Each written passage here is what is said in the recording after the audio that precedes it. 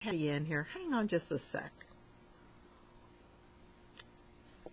So, as you may or may not know, I've decided to begin my embroidery journey once again. This time I'm using Embrilliance software, and I hope you'll join me on this journey if you like digitizing or using embroidery files. Today I'm going to show you how to digitize something using StitchArtist Level 1. If you don't have it, please follow along anyway. It might be something you'll decide that you'd like to try. And if you do want to get it, I have a link down below, and I appreciate it when you use my links. But what are we going to make today? Well, I've been experimenting with making these little bells, okay? And it's so exciting, you guys, because this little bell shape came from some icons from dafont.com, and I'll show you where you can get those for free. And also, this little letter right here, this is a letter for, the font is called Chunk 5. It's also free, and I've downloaded that as well, and I'm using that. So, I made these, and I actually spelled out the word joy, because I thought I would make a banner with one of these. And of course, I can add as many as I'd like in my banner. Another one that I did was I just stitched out a friend's initial, because I thought I might put this on a package for her. And then the other thing that I was doing was I did this little red one right here. And of course, I wouldn't put the loop on it if I was going to do this. But I got these inexpensive napkin rings from Amazon. And I thought I could put a little Velcro dot here and one on the back of this. And I could Velcro this on here. And then I could change these little napkin rings. It's kind of, whoopsie, it's kind of hard to see what it is. But anyway, I could change these little napkin rings depending on the holiday. Or you know what, maybe I'd even want to put the person's name on here, right? On their napkin ring. And then they would know where their seating area is. So lots of stuff that you could do with these. I hope you'll follow along. Let's go check out the software now. But first, I'm going to show you where to get the little icons from dafont.com. So follow me. Okay, the first thing you can see is I came up here to dafont.com, and you can see it in the upper left-hand corner. And I simply typed in chunk 5, and I got this. Okay, then you simply download it.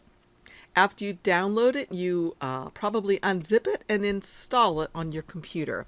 And chances are you'll have to restart your program before you start using it. To find the cute little images that I use, I came back up here to where the search area is right here, and I typed in Christmas icons. Oops. Icon. And I searched, and the one that I used was, look, there's all kind of cute ones, right? Oh my, I'm not sure. Let's see. Christmas. Oh, mine was by Woodcutter. So it's this one right here. Christmas Icons by Woodcutter. Okay, there's some other ones in here too that are super cute that you could probably use. But the one I'm going to use is this one right here, Christmas Icons by Woodcutter. So you would download that, and then I imagine it's going to be a zip file, yes. So down here it is. I'd open it up. I'd say extract all, extract.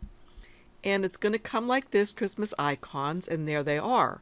And so all I would say now is to install these, and they would get installed on my computer. And maybe we can see the one that I used. It's the letter H. Yeah, here it is right here. This bell. Oh, it's right, not this bell. There's another bell in here, but I'm going to show you. So let's install this, and we'll go back to my software, and I will show you. All right, so I can get rid of this little image here, delete, and let's open up a new window or a new page right there. So what I'm going to do is I'm going to get that icon or that little image that I use. Now my screen may look different than yours because I do have StitchArtist Level 1, 2, and 3. But you only need StitchArtist Level 1 to be able to do this. So what I'm going to do is I'm going to come over here to this TT, which stands for True Type Art. Click on that. It takes a moment for it to open. And it opened to chunk 5 because that's what I used last. But I'm going to go ahead and change that because I want to do that Christmas. Whoop, don't go so fast, Patty Ann. I want to find that Christmas icons. Here we are, the Christmas icons. Now, what I could do is I could start going through these. I'm going to do the capital letters first, but I used my Silhouette software to find this easily. If you have the business edition, you know how to use the glyphs and find the letters that you need. So that's how I discovered that it's the letter H. But what I could do, is I don't have the Silhouette software, is just start typing in some letters here. And see, if I type in the capital A, I get this snowman. So if I said okay, if that's what I wanted, there he is. But that's not what I want, so I'm going to delete that. Come back up to the true type. And you're not going to have to go through these quite as hard as it seemed. There's the A. Remember, it's the snowman. Then I'll do these in order, alphabetical order. So there's the B, it's a tree. C, bulb. D, E, F, G, H. Oh, the H is the one I want, and I know that is. So what I'm going to do is I'm going to go ahead and come up here where the letters are and get rid of all the letters before the H. Just say delete. So all I'm left with is the letter H. And I'm going to say okay. And check it out. It comes in. It's my bell. And I'm going to make it a lot larger so we can see it more clearly. And move it to the center. Now, I could go ahead and fill this with satin stitches, but what I wanted to do, as you saw, was to make it sort of like an applique, but I'm not going to use the applique function. So here's what I'm going to do. I'm going to double click on this. When you double click on it, assuming that you have your stitches here, because you have StitchArtist Level 1, you will see all of these nodes. I'm going to begin getting rid of the nodes by using the lasso tool, which is automatically selected, and start lassoing some of these. See the lasso coming out? I'm lassoing some of these. When I have some lassoed, they'll turn a different color and I can simply say delete. Okay? Oops, I don't want to do that. I'm going to get the lasso tools already there selected. And again, I'm just going to come up here and just start lassoing some of these nodes. Once I have a circle or a lasso around them, I'll just hit the word delete or the key delete, the delete key. Okay, so start again over here and go around, see what I can get this time, and delete. Okay, and I can actually click on them one by one and delete, highlight them. And this should remind some of you about kind of like using Silhouette software. I remember how you hate the nodes. But I can just get rid of these one by one if I like. Or again, just use the lasso tool and lasso a bunch of them. And delete. So I'm almost to where I want it. Whoops, I deleted too many. Thank goodness for that undo button, right? I'm going to undo it. Okay, come back over here and delete this one. And this one. Well, let's get the lasso. Am I hitting delete? Oh, I was not hitting delete. That was what the problem was. All right, so I don't want these either. So I'm just deleting all that stuff out of there. Even these little green guys right here. Delete. Delete. Delete. Okay, looks like I got everything out of there. Okay, after I've done that, the next thing I'm going to do, notice over here in my panel, my objects panel, I have Christmas icons right here. Well, I'm going to make 3 more of those because I want to have a total of 4 of them. So I'm going to come up here to copy and paste, to paste again, paste again. So I have a total of 4 now, and that's exactly what I want. So the first one is going to be my run stitch. It's going to be my placement, not my placement, yeah, my placement stitch. So what I can do is I can double click. Let me click off that. If I double click on that and start just type in the word placement, and I have my caps lock on, I shouldn't probably. That's my placement line. This one's going to be my tack material. I think it's what it's called in Embrilliance, and I'm going to stop right there. So what I'm going to do is I'm going to click on the placement one, and I'm going to make it a run stitch, just like that. Then I'm going to click on this one, and I'm going to make it also a run stitch, but I'm going to make this a different color so that it will stop in between those two. Right now, these are both this charcoaly gray color. I'm going to change the second one to a different color. Doesn't matter what, just a different color. So let's look and see what we have so far if we do the stitch simulator. First, it's going to do the placement stitch. Then it's going to do the tack down or the material stitch. Okay. So the next thing I want to have it do is I want to have it go ahead and do the letter. So I'm going to come over here to where it says True Type again, TT. I'm going to wait for that to open. This time, rather than using the font called Christmas Icons, I'm going to use the font called Chunk 5. So there it is right there, Chunk 5. And I'm going to do the letter N for Noel. And capital N. Okay. I'll just say okay. Now, it comes in pretty small, and I want it a lot larger than that, so I can just make it larger. Whoops. And I want to move it, so I use this little green button here. So what I'm going to do is I'm going to make all of mine the same height. And let me look back in my notes for a sec to see what height did I kind of make these guys.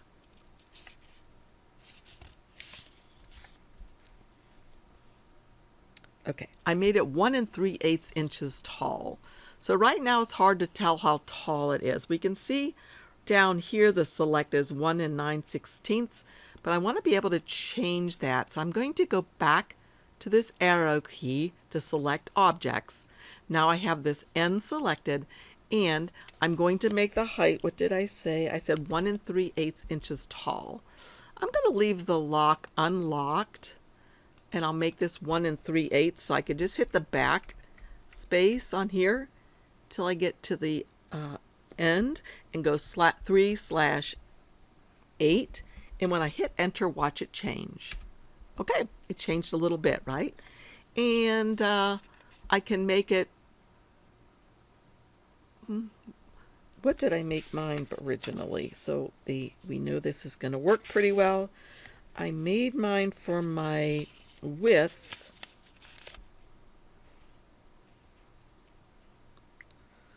1 5/16. So I'm going to change this to 1 5/16 and hit enter. Okay, so that's what I'm going to do for that. Now what I'm going to do is I'm going to click on it again, and if I can't seem to click on it very well here, I can go ahead and center it by clicking on this.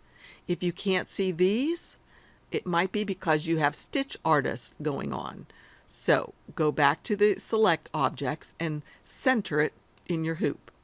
So now that's centered in my hoop, but my bell is certainly not centered in my hoop.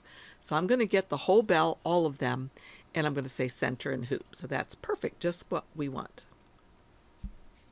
Okay, the next thing I'm going to do is I'm going to add a fill stitch to this letter N. So I'm going to click on it to select it, come up here again to my Create button, and I'm going to go to the Fill button, which is right here. Once the Fill button is selected, you can look down here and see I have Tatami, I'm not sure how to pronounce that, selected. I am leaving the length at 3.5 millimeters and the edge pad at 0.4 millimeters.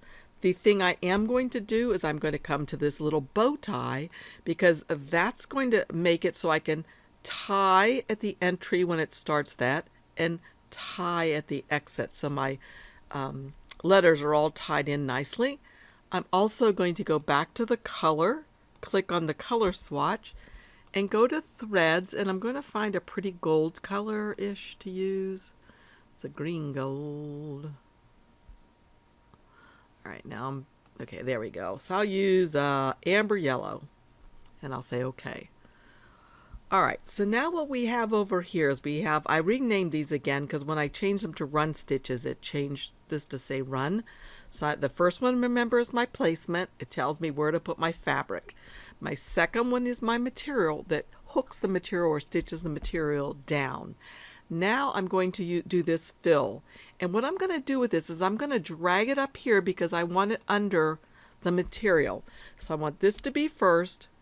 Then it's going to do this, and then it's going to do this stitch. So I can click on this end that's left by itself now and just hit delete. Okay, after it does that, I am going to stick the fabric that I need. I'm going to take this hoop out, stick the fabric that I need on the back side of the bell. That is this one. So I'm going to call that one material on back. Okay, and I should have probably changed it first to a run stitch because watch, it changed to run. I'm going to change this again to material on back. Okay, and then this last one is going to be the satin stitch. So I'm going to come over here and do a satin border just like that. And it says satin border. Now, one of the things I did want to do with the satin border is this. Let's see. I wanted to top stitch because I really like how that looks. So I'm going to say top stitch. And that pretty much finishes what we're going to do. However, these two are the same color. Let's see. Would that be okay? Material on the back. And then it's just going to start the satin border. If I want to, I could change this to a different color so it will stop between these two. So I can take it out and make sure that my material on the back did get sewn on properly. So I'll change that color and I can come to this color. If I go to palettes, it's going to let me choose something that's already in my palette. So I'll choose this one again and say okay. All right. So now let's go to our stitch out and see how this is going to look. So I'll click to go. So first of all, it's the placement for stitch number 1, as you see up here in the upper right hand corner. After it does the placement, I'll stick my fabric or my material on there, and then it will do the material stitch. After it's done with the material stitch, it's going to begin doing my letter, which in this case it's the letter N. It's doing a fill stitch. And this will take a little bit of time, so I'm going to move my little stitch simulator ahead. After it's done with that letter, it's going to continue on. Oh, and I did do the lock or the knot stitch, and now it's doing the material on the back. I did forget one last thing that I like to do, and that is on my final satin border here. I want to put a lock in and lock out. What's it called? Let's look. So satin border, I can't see anything down right here. However, if I click on my create button, now I can see for my satin border. I want to look at my ties, that's what it is, and I want it to tie in at the beginning and tie in at the end so that they're really nicely stitched. So now what I would do is I would just go to File, Save as Stitch and Working, and I'll change this to Bell N, and say Save. And then I would also save that on my thumb drive and take it over to my machine. So you want to see how this stitches out? Let's check it out.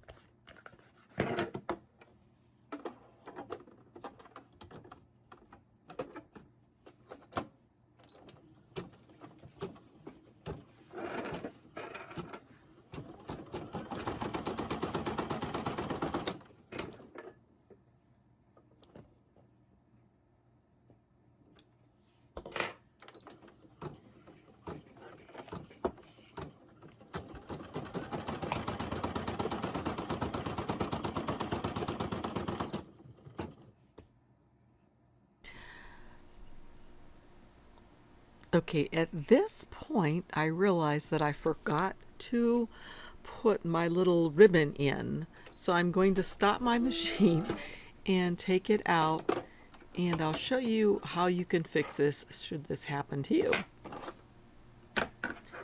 So all I did was turn it over and remove a few stitches if I needed to, but in this case all I needed to do was pull the felt away a little bit. And then I have the 2-inch piece of ribbon that I fold in half and I stick down in there with the loop sticking out.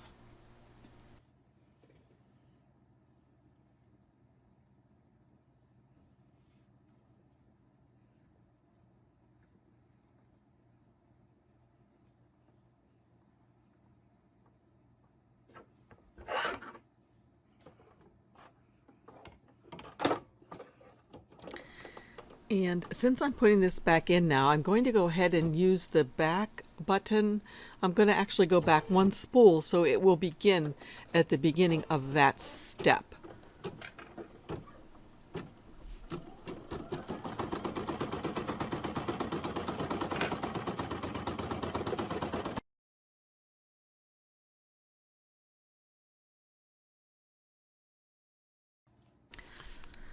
Okay, my design has finished stitching. I'm going to take it off of there and go ahead and remove it from my machine. Looks really, really good. I love how it turned out. So now what I'm going to do is I'm going to take it out of the hoop and trim carefully around the edges. Now remember, this final version, and I've done several versions, this one I used the wash away stabilizer, and I've decided that I really, really like it the best. So I'm just going to trim fairly close. After I'm done stitching, I have a little jar of water here. I could use a Q-tip, which I'll start to use. And just wet the Q-tip and go around the edges to dissolve the water-soluble stabilizer. But this seemed like it was going to take too long of a time for me, and I sometimes get a little impatient. So in a moment, I'm just going to throw the whole thing in the tub and just let the water rinse away. There you go. Rinse away all of the water-soluble stabilizer.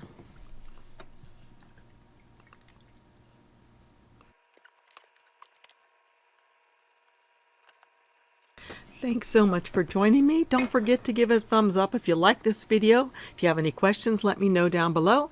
And I look forward to seeing you again next time. Happy stitching!